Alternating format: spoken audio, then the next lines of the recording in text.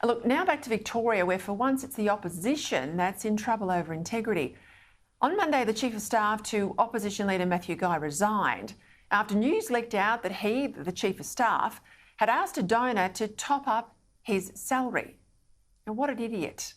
If he couldn't or wouldn't do the job on the accepted taxpayer wage, he should never have taken it up in the first place. Fair income, political staff know they'll never properly be paid for the hours or the pressure of the job. But to be on the inside of our democracy in government or opposition, I've often said, well, those jobs are a privilege. By sending emails asking a donor to kick in around $100,000 plus over the year to top up his salary, Mitch Credlin, the now punted Chief of Staff, just proves his critics right. He was never up to the tough political job needed to hold the Andrews government to account if this is what he thought was acceptable. Clearly, Credlin's plan was stupid.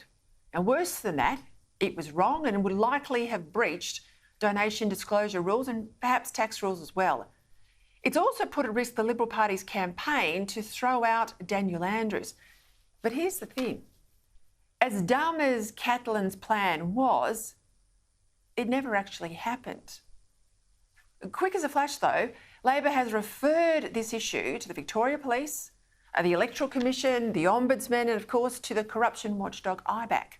The same watchdog, I might add, that's just found a corrupt culture inside the Labor Party, made adverse findings against a number of sitting Labor MPs, but none, despite those findings, are going to face further consequences.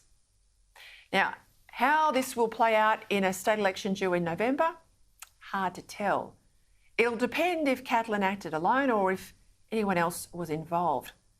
The great heartbreak in all of this is that the most ethically challenged government in the country has now been thrown a political lifeline it doesn't deserve. Voters will be encouraged, of course, to think that both sides here are as bad as each other, but they are not.